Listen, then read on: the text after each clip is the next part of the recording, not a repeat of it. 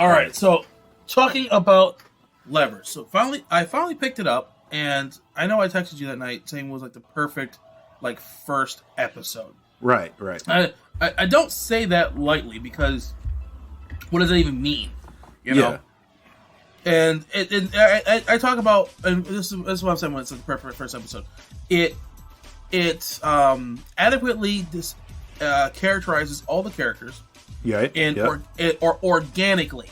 They don't just they show it and it's organic to the story.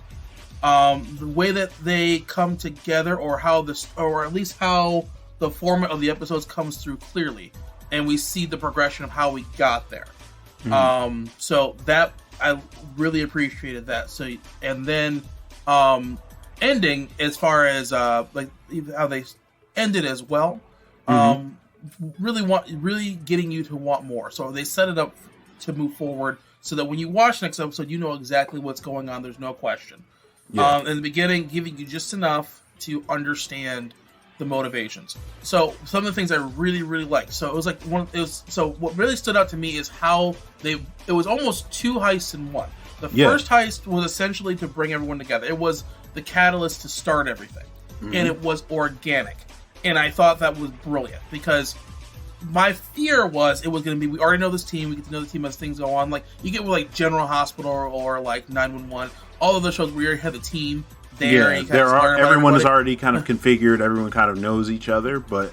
Right. And so I was kind of worried it was going to be like that. Like, I'm already part of the team. Like they do with SVU or So, this started off with a heist within a heist episode, and I loved it. It explained to me each person's role in it, and almost to a degree to where they kind of hit you over the head with it.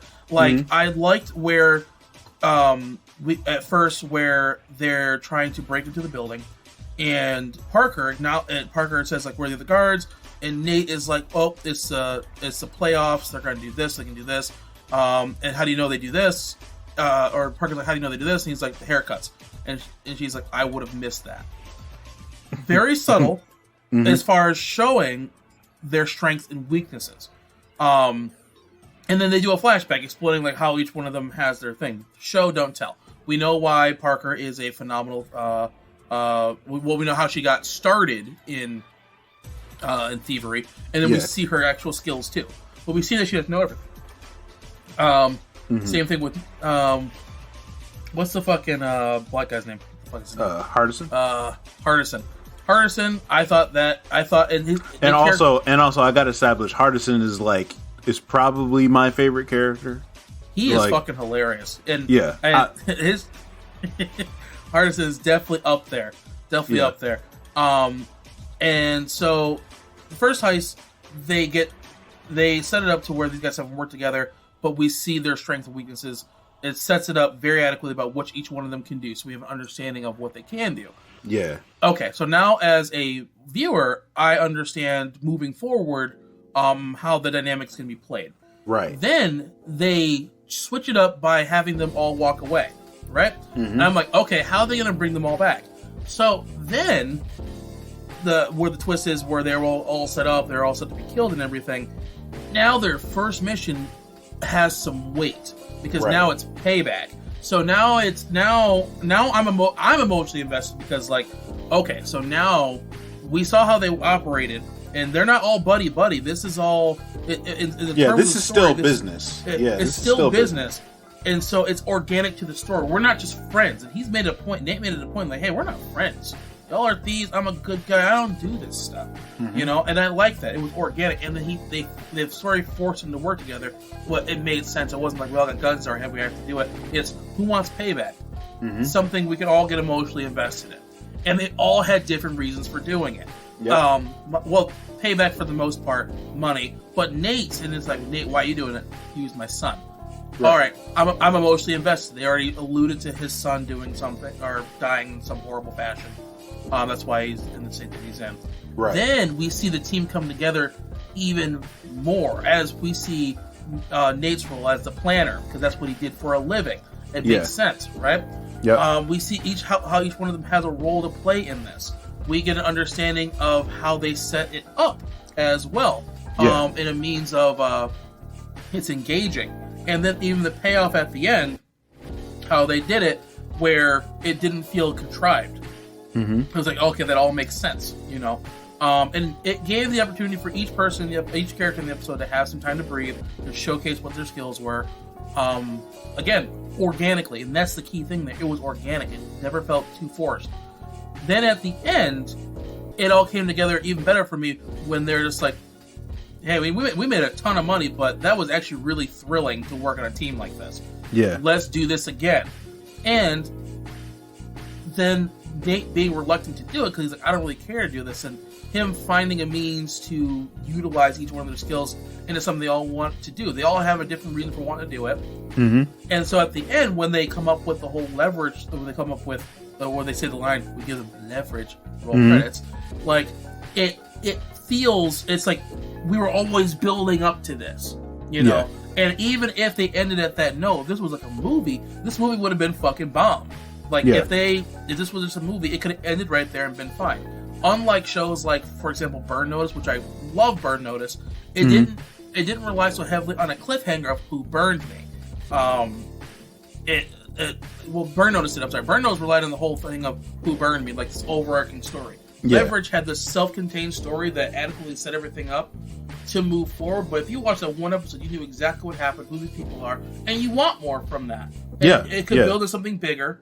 But you know the general concept. You know why they're doing it. You understand their individual motivations, and it felt perfect. Like, I could put this in front of anybody, and they could watch that one episode, and then really just be invested in the show from that point in time. Yeah, and that's why.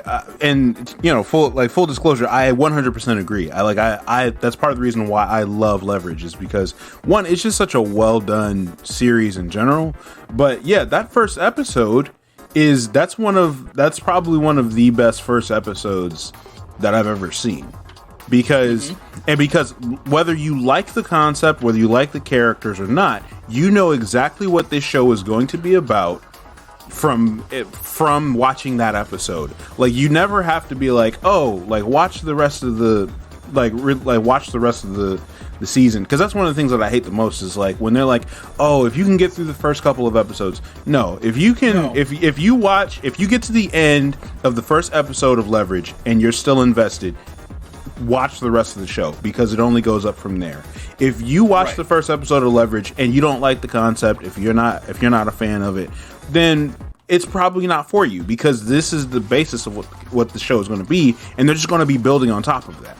And so, yeah, I 100% agree with you. And I don't just say that because Leverage is one of my favorite shows of all time. But this is why it's one of their favorite shows. It's really well done.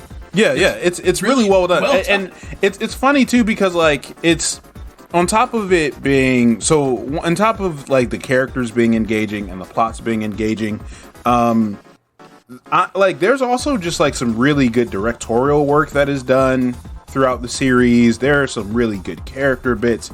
I think the progression of the characters, I think, is just one of my favorites. Talk about just like redemption arcs. I mean, that's really what it is for every character in the show. Like, it's like, and so I'm excited for you to watch it for the first time. The only thing that I wish is that I was like there watching it with you for the first time, because that's like one of my favorite feelings. But we definitely have to sit down and watch at least a couple of episodes together, like for you watching it for your first time, because that's the only thing better to me. That's the only thing better than watching it the first time for me is watching it with someone else that I care about for the first time. Because Jackie and I watched, like, that was one of the things that we watched together. So like, we watched Avatar together. That was the first thing we watched together, like all the way through. And that was like a must. And like, seeing someone experience a show that is great, that you love for the first time, is one of my favorite feelings. And so that was great. And then I think Leverage was like the second thing that we watched together. And that was like last year, or like the year, it might have been 2019. Yeah, I think it was 2019 because I think it might have been pre-pandemic. Yeah, but either way, it was like it's one of my favorite shows. I highly recommend that I highly recommend people check it out. At the very least, check out the first episode. Like I said, like we said, if you watch that first episode and you're like, oh, I like this, then you're in for a ride, my friend. And if not, you don't have to invest any more than that first episode because you basically know where it's going to go. So, well, I mean, it's their loss at this point. Because the cool part about it was that, like, just like how we like love the Avengers and like these team up shows, the interactions only get better the more time they spend together. Absolutely, and the more time you spend with them. So now I know since I just started with them on this team on this journey, they have no history. Everything except Nate and what's her face? Nate and Sophie. Yeah, Nate and Sophie. That's the only one, but that's fine because that's fine. The whole team doesn't know each other, but because it's new for them, it's new for us. So all their new stuff, they're learning about each other. All the new experiences, we get to join that with them. It's like to compare this to a show that didn't do this nearly as well. Breaking Bad. I could not get through Breaking Bad's first 3 episodes. I couldn't do it. And I still have not finished Breaking Bad. I know there's a lot of great stuff that happens in it. Like people say, like, oh, if you get to the first 2 seasons, it starts getting really good. That's too long. That's poor writing at that point in time. Yeah. And if don't get me wrong, I got through the first season of Breaking Bad. It took me a while to do it though, and I didn't like it. But comparing this to that, the first episode of Breaking Bad, I think it was like a 2-parter, or like, he ends up in a van and some shit to cook some meth. But like I get the same feeling of, man, this show's gonna be a wild ride, like I did with Leverage, or even comparing it to a better show like Burn Notice, where we meet some of our main cast right away. Which, don't get me wrong, that's one way to do it too. Like you got Sam and Mike and what's her face? What's her fucking name? It doesn't matter. I don't know. We don't know. We don't know. Monica or something like that. I thought it was like Chloe, whatever her name is. Whatever. Even like how they did with that, like we don't get to grow with them nearly as much because they already have so much history. Yeah, they already have a rapport, and like we get insights into how that rapport was built to a certain extent. Right. There's something about watching it grow organically. Yeah. Like that just makes you more endeared to the characters, because when they equip with somebody that they don't know and we know they don't know, we grow with them too, because now we're learning about their characters as well. Every time they talk to each other, I'm learning more and more. I'm learning how Parker needs some serious fucking therapy. Yeah, she's a fucking psychopath. I think she gets off on money. If the show was a higher rating, they probably would talk about that a bit more. She's a bit. Oh yeah, that's 100% like that. Yeah, that's kind of the thing for like every. Yeah, I'm not gonna spoil anything at all, but I'm just gonna say that's like you see the dynamic of the characters, and you grow that relationship as you watch that develop, and I think that's just like the cool thing about the show. And yeah, one of the funniest moments, I'm not gonna lie, was when Nate and Huntington, I keep butchering his name. Hardison. I want to say Huntington. Hardison. We're watching Parker do something, and Hardison's like, "Damn, that's sexy. That's right, girl. You go." And Nate looks at her just like, looks at him like, "What the fuck is wrong with him?" He's like, "You know what? That's too much. I'm sorry." And he's like, "Never leaves his room." He's like, "Never leaves his room." As Sophie walks in and shit. Also, you have to watch. Not only is there great character development, there's also great drip development throughout the show. Because watch how Hardison's wardrobe changes. Dog, his vest, that fucking brown. I remember. It was episode 2 or 3. I had to pause and I'm like, this nigga looking cold as fuck. No, they were stealing the container. I'm like, this nigga dressed up to check out on a scoping mission? This nigga dripped the fuck out. Yeah. On some recon. Like that's there's gonna be like there's been a couple episodes where the outfit is like, but as the series goes on, Hardison has some like cold ass wardrobes. Don't be surprised to catch me looking like Hardison every now and then. So I know that look Hardison season 4 episode 3. You and Aldous Hodge have like the same complexion, so like more than likely if there's a color combination that looks good on him, it's gonna look good on you. So yeah. So overall, very impressed so far. The series has not disappointed.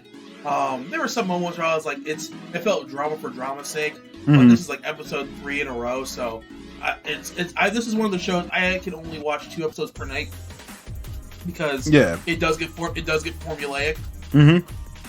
So I have to limit myself because that night that I texted you, I binged like 4. By episode 4, I was like, I already know let's get to the thing. You know, it's almost like watching House, and it's like just get to the cure. Mm-hmm. You know, and that's when you know it's like, okay, I just need to only watch 1 to 2 episodes per day, so that I don't get drained from watching it. Yeah. It's a good show, but just like any show, it's formulaic, and if you watch like a marathon of them, it can get a little hard to pay attention to certain details. Yeah. Like SVU is what I could watch a marathon of because I can turn my brain off and walk away. Mm-hmm. But I've seen the episode 4 times already. Yeah, so but you gotta know you gotta know what's going on with in Leverage. Yeah, you have to because I missed some parts and I'm like, how the fuck did we get here? Like I don't understand the con. I had to rewind it. I'm like, okay, I'm too tired. I have to watch this tomorrow. Like it doesn't make sense. It doesn't work. It's not flash. Some parts are flashy, but it's sophisticated, I'd say. So you gotta pay attention. You have to know what's going on to understand the con. If they're doing the horse shit, or they're trying to con the world's biggest douchebag. He plays a douchebag in like almost all his films. Stockbroker from that horse episode. Like, he's always a piece of shit. Yeah, always, he's carved his niche in Hollywood as being that type of dude. Like, yeah, dude, there's a number of people. There's a number of people that are like that too in the show. There are a couple of people who you're like, yeah, that dude is always a villain. I like, you know, from the moment that they come on screen, that dude is going to be the villain. That's hilarious.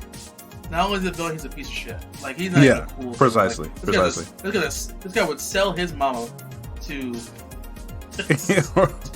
cover debts. Yeah. Like that's definitely the type of dude. Yep. But like watching that, I had to rewind it because I missed the Chinese girl. When they introduced the Chinese girl, I'm like, who the fuck is the Chinese chick? And I had to rewind it to find out like they got that Chinese chick to sell the idea of the horse that was from China, to get the con to go. But that's what I mean. Like, I had to rewind it because otherwise I don't understand what's going on. Why is this new girl here? You know. So Leverage is a show you definitely have to pay attention to. But that's what makes it great though, because you want to see where the con is going. Because it's elaborate as fuck, and Nate is they should never let Nate go.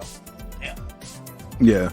Like, hire this nigga back. Like, for real. Like, this nigga is good at his job. Yeah, yeah. And I think that dichotomy too of like the honest man and the thieves.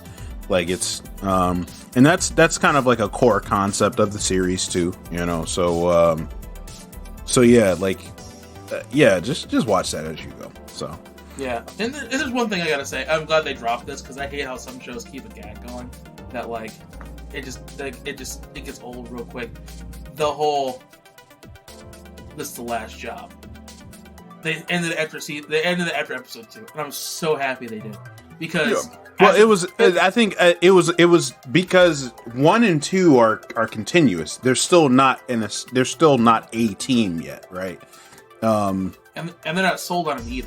Like they're just like they're still not sold on it, and and it's not the same.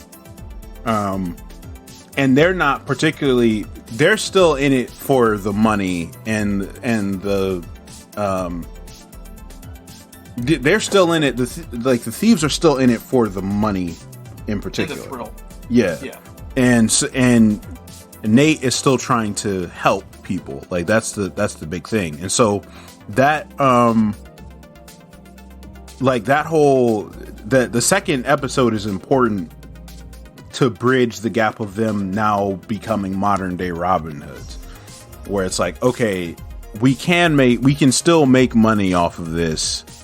You know, we can still steal, we can still do those things, but we can actually help people with those things. And so that's what it becomes. And I think that's the thing that second episode provides, is that bridge between the two. So the one last job thing, if it was the same thing in like every one, then yeah, that would be kind of annoying. But yeah. Well, what I was worried they were gonna do was that whole concept would be all of season 1. Or the majority of it. Like, they're just never sold on staying a team of most of season 1. You know, like, this could be the last job they do. I thought they were about to go that route. Until episode 3, they didn't say that shit ever again. They were fine. Yeah. Because that shit would have got fucking annoying. It's like, we know you're slotted for 13 episodes minimum. You got at least 13 more jobs in this motherfucker. Yeah. But leave it alone. Like, I thought, that's what I was concerned about. But I'm glad they nipped that in the butt and just said, okay, we solidified it. They're a team and they're down for the job. Because at the end, they're just like, okay, we'll do a couple more. And you got a couple people chime in, it's like, or 2 or 3. Yeah. I was like, yeah, we're not going to leave. And after episode 3, we didn't hear about that shit ever again. And I was like, thank God, because I would have been so pissed if they retread the same shit. Like, if you guys want to leave, you can leave right now. I was so worried they're gonna keep doing that shit. I was like, you want to leave, you could always leave. Like, nah, nigga, we got 13 episodes slotted for this, man. I don't need to. Right. Like, we can't keep doing this every and as a team coordinator, I don't know if I have the same argument with you every job we do about if you're gonna be a team or not. Right. Can you imagine that? Either we're going to be a team or we're not. It's either or. It's not, you know.